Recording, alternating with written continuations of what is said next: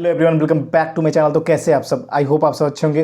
तो आज की वीडियो इतनी ज़्यादा इंटरेस्टिंग है ना कि आपकी भाई रग रग में ना मेहनत करने का जान आ जाएगा अंदर। और याद रखना मेरे भाई, याद रखना, वीडियो को अंत तक देखना। और जो भाई नए जुड़ते जाएंगे ना, चैनल को सब्सक्राइब कर देना। अब सुनो मेरी बात, जितने भी आप सबके कमेंट थे ना, जितने भी कमेंट थे, जितने भी आप सबकी प्रॉब्लम थी, सबका सॉल्यूशन लेकर आया हूँ।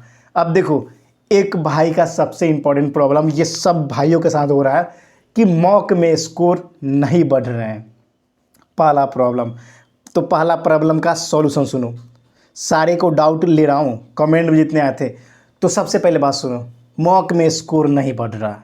अब देखो, मॉक को स्कोर बढ़ाने के बहुत सारे तरीके हैं और कैसे बढ़ेंगे वो भी बताऊंगा।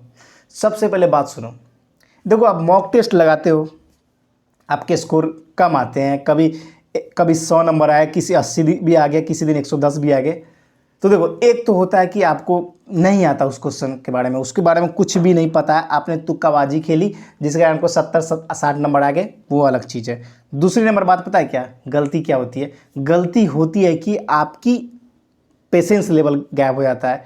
टेस्ट लगाते हो, टेस्ट में इतनी हड़बड़ा जाते हो कि आता हुआ क्वेश्चन गड़बड़ कर लेते हो, उसकी कहानी समाप्त हो जाती है। तो ये सब चीज़ें नहीं करनी है। अगर कोई चीज़ नहीं आ रहा है, उसको लगातार प्रैक्टिस करनी है। और मॉक में स्कोर बढ़ेंगे तभी जब आपके अच्छे कॉन्सेप्ट के साथ अच्छे कैलकुलेशन होंगे। आप क्या सोच रहे हो कि 10 मॉक लगाने के बाद डायरेक्ट नंबर बढ़ जाए? ऐसे नहीं बढ़ेगा मेरे भाई। और जो भाई का अच्छा स्कोर आ रहा है ना भाई, इतना जान लो उसने प्रैक्टिस की है भाई, कहीं से ना कहीं वो प्रैक्टिस किया होगा, इसलिए उनके स्कोर बढ़ रहे हैं। आपके कैसे बढ़ेंगे? अगर यहाँ पे मॉक में नहीं आ रहा है, करो कुछ नहीं मेरे भाई, सिंपल पूरा प्रीवियस ईयर का मॉक टेस्ट लगा डालो, उसको 3-4-5 बार रिवीजन कर दो, फिर देखो एग्जाम में आपके स्कोर कैसे नहीं बढ़ते हैं। फिर देखना एग्जाम में ज़बरदस्त कर दोगे। लेकिन कॉन्सेप्ट क्लियरिटी होना ज़रूरी है, क्योंकि बहुत सारे भाइयों रट्टाफिकेशन करोगे, पेपर में भूल जाओगे। तो रट्टाफिकेशन नहीं करना है, कॉन्सेप्ट पे ध्यान देना है, तब आपके मॉक में भले ही ना बढ़े, चाहे ना बढ़े, एग्जाम में जरूर बढ़ जाएंगे। और मॉक में यार मैथ्स उसका बात करूँ तो 10 से 15 क्वेश्चन तो ऐसे ही सेम टू सेम लगभग रहते हैं। तो क्यों नहीं बढ़ रहा है? बढ़ेंगे भाई, मॉक में भी बढ़ेंगे। आप अपने इंग्लिश पे फोकस करो, हिंदी पे फोकस करो, जीके पे फोकस करो, साथ के साथ आप रीजनिंग पे फोकस करो। समझ गए? तो मॉक का स्कोर बढ़ाने का एक ही नियम है, मल्टीपल टाइम रिवीजन। पूरा PYQ चार्ट डालो, चाहे जैसे भी करके ख़त्म कर डालो। समझ गए? मॉक में थोड़ा कम भी आ जाए कोई दिक्कत नहीं, एग्जाम में फोड़ के जरूर आओगे कॉन्सेप्ट क्लियरिटी के साथ। अब दूसरा क्वेश्चन देखो, बहुत इंपॉर्टेंट क्वेश्चन है। क्वेश्चन ये है कि भैया PYQ मॉक लगाए या किसी और टेस्ट का लगाए, कहीं और का लगाए? अब सुनो ध्यान से, अगर आपके सारे PYQ मॉक टेस्ट खत्म हो गए हैं, तब आप लाइव टेस्ट दो और PYQ को मल्टीपल टाइम रिवीजन करो। अगर आपके PYQ टेस्ट खत्म नहीं हुए, सोच रहे हो लाइव टेस्ट में जंप कर जाते हैं, तो ये मूर्ख हो आप। संडे सैटरडे किसी दिन दे तो कोई बात नहीं है, लेकिन अभी गेम आपका PYQ ही बनाएगा। इस पे मैं ना जाने कितनी बार बता चुका हूँ, फिर भी आप सब कमेंट करते रहते हो। तो PYQ मोस्ट इंपॉर्टेंट जैम है। अब तीसरा नंबर कमेंट कि भैया मोटिवेशन नहीं मिल रहा। अब सुनो मेरे भाई, मोटिवेशन नहीं मिल रहा पढ़ने का। क्यों नहीं पढ़ने का मोटिवेशन आपको मिल रहा है? पता है रीज़न क्या है? कंफर्ट जोन में हो आप, अपने माँ बाप को फिर वैसे ही बेसहारा करना चाहते हो। यार लाइफ में अगर अचीवमेंट लेनी है ना, अगर आपने गोल सेट किया है, मैं ये नहीं कहता हूँ कि गवर्नमेंट जॉब से ही आपका सेट हो जाएगा, नहीं। लाइफ में सक्सेसफुल का मतलब ये नहीं होता कि आप गवर्नमेंट जॉब, नहीं, आप किसी भी फील्ड में अच्छे करोगे तो सक्सेसफुल हो जाओगे और अच्छी अपॉर्चुनिटी कर लोगे, अपने लाइफ को बहुत आगे तक ले जाओगे। लेकिन होता क्या है कि अगर आपके पैसेंस है, आपके अंदर डेडिकेशन है और किसी चीज़ के लिए लगन है, तो फिर आपको लगातार निरंतर मेहनत करनी पड़ेगी। और अपने पेरेंट्स को देखकर मोटिवेशन पैदा करो। दुनिया का आज कोई मोटिवेशन नहीं है जो आपको पेरेंट्स के अलावा कोई दे सके। समझ गए? तो सच्ची मोटिवेशन आपके पेरेंट्स है, देख लो उनकी हालत दशा को, फिर आपको सारा मोटिवेशन ना यहाँ से चलना स्टार्ट हो जाएगा। जो रहते हो ना आलसी करते हो, वो सब खत्म हो जाएंगे। क्वेश्चन नंबर चौथा क्या था पता है मेरे भाई? क्वेश्चन नंबर चौथा क्या था? देखो, आप सबके कमेंट इतने खतरनाक वाले आते हैं ना, मैं क्या बोलूँ, कुछ कुछ तो मुझे ही गली आते हैं। मुझे ही बोलते। लेकिन एक चीज़ बता दूँ मेरे भाई, मेरे को बोलने से आपका कुछ नहीं होने वाला।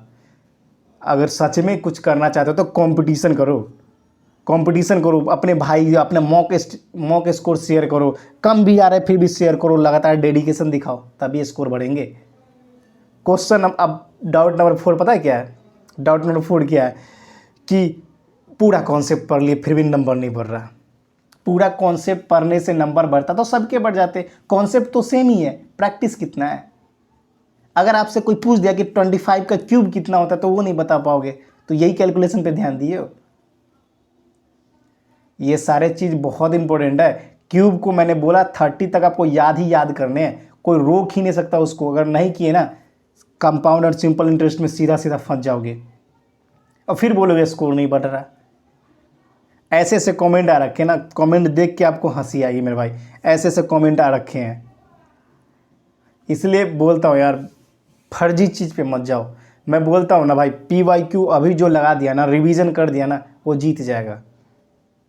आपको लगता हो कि क्या PYQ लगाने से, अबे भाई उससे जितना क्वेश्चन है ना उतने उससे ऊपर कोई कॉन्सेप्ट ही नहीं बना। बात आती है आपकी अंडरस्टैंडिंग की सारी गेम। अब मान लो जीके टफ आ गया, जीके फिर भी आप हिस्ट्री ज्योग्राफी पॉलिटी इकोनॉमिक्स पढ़ रहे हो, बायोलॉजी पढ़े हो, तो कहाँ से आ जाएगा? कम से कम 10 क्वेश्चन तो कर ही लोगे मेरे भाई, कितने भी वर्स्ट केस आ जाएगा फिर भी सब जीके के पीछे दीवाने हैं। अगर ये तीनों सब्जेक्ट स्ट्रॉन्ग है तो जीके के पीछे भागो, नहीं तो चुपचाप अपने हिस्ट्री ज्योग्राफी पॉलिटी कंप्लीट करो और इकोनॉमिक्स कंप्लीट करो, जो जो स्टैटिक पोर्शन उसको कंप्लीट करो, और साथ के साथ मैं दे रहा हूँ आपको टेलीग्राम पे, सीधा सीधा उस पर फोकस करो। स्कोर आएंगे भाई, आएंगे, आसानी से आएंगे। इंपॉर्टेंट टॉपिक जो जो क्या बार बता चुका हूँ, फिर भी कमेंट करते हो इंपॉर्टेंट जीके का PDF दे दो। अबे भाई पहले एक बार देखोगे तो सही, वहाँ पे जाकर टेलीग्राम पे एक बार देखो तो फाइल्स में जाके, वो भी देखने नहीं आता है क्या? वहाँ पे जाके देखो और देखो क्या क्या बता रखा है। स्कोर बढ़ेंगे मेरे भाई, बढ़ेंगे, कोशिश तो कर लगातार। हड़बड़ाने क्यों लगते हो आप सब? हड़बड़ाना नहीं है कोई चीज़ को लेकर। आज तक हड़बड़ाने से क्या होता है? कुछ भी ना होता।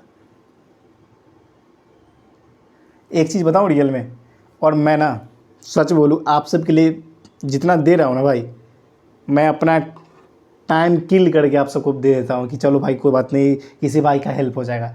यार हेल्पिंग नेचर भी बहुत जरूरी है आप सबके। और टेलीग्राम में बहुत सारे भाई अच्छे भी है जो सबका हेल्प करते, क्वेश्चन सॉल्व करते। इसको नहीं आता, मैं नहीं कर पाता हूँ तो दूसरे भाई करके भेजते हैं।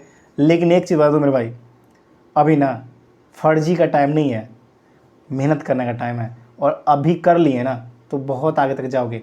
मैं ये नहीं बोलता हूँ कि 15-20 दिन में आपका सिलेक्शन होगा, लेकिन इतना ज़रूर बोलता हूँ ना मेरे भाई, जिस बच्चे ने लगातार मॉक टेस्ट, रिवीजन, प्रैक्टिस कर रखे ना, उनका सिलेक्शन कोई नहीं रोक सकता।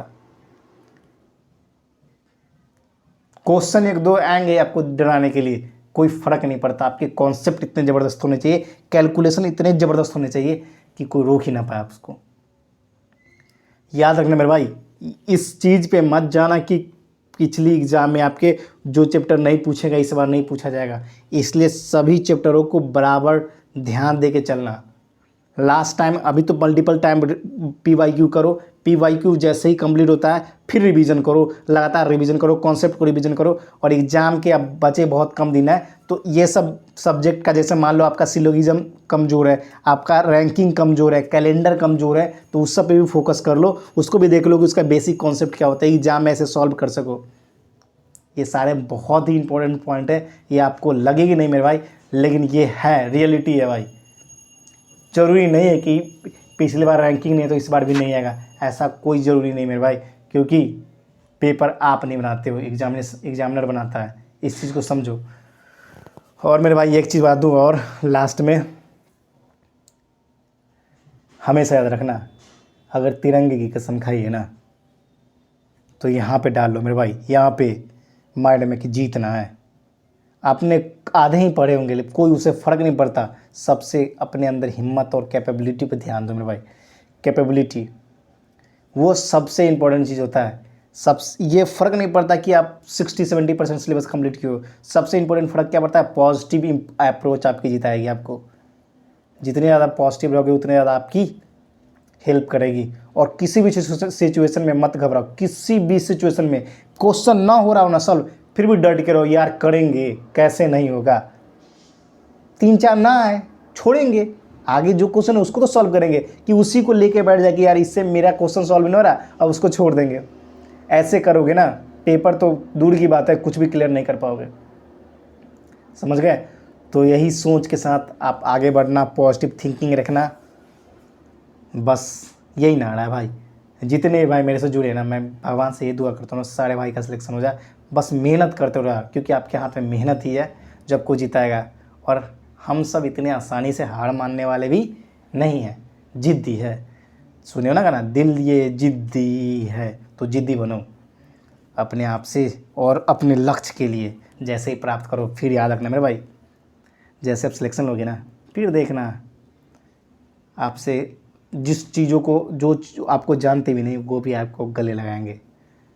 तो जिद करना है अच्छे चीज़ों के लिए, अपने गोल के लिए, और हमें कुछ करके भी तो दिखाना है अपने समाज, अपने माता पिता के लिए, अपने देश के लिए। समझ गए? तो फिलहाल इतना ही। जो भाई नए जुड़ते जाएंगे बस चैनल को सब्सक्राइब कर देना, लाइक कर देना, शेयर कर देना। ये बोलता हूँ मैं, ये मन तो आप ही की होती है। समझ गए? तो फिलहाल इतना ही। जय हिंद, जय भारत, वंदे मातरम। और हाँ, हारना नहीं है, गेम हम सब मिलकर बनाएंगे। जय हिंद।